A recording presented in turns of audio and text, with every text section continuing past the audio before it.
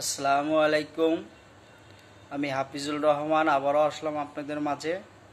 সেটা হচ্ছে, যেহেতু ঈদের বন্ধ শুরু হয়ে গেছে, আপনারা সবাই বাড়িতে যাচ্ছেন, রাস্তাঘাটে অবশ্যই তাড়াহুড়া করবেন না, অপরিচিত দেওয়া কারো খাবার খাইবেন না।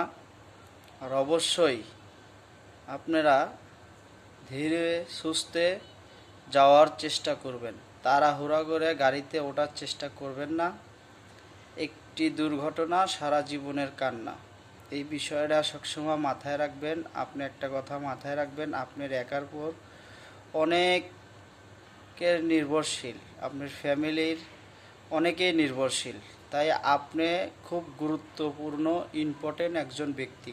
তাই আপনি বাড়িতে যাওয়ার সময় অবশ্যই মাথা ঠান্ডা করে, একটু সময় লাগতে পারে বা লাগবে, আপনারা সেইভাবে ঠান্ডা মাথায় বুঝে শুনে গাড়িতে উঠবেন এবং ধীরে সুস্থে বাড়িতে যাবেন।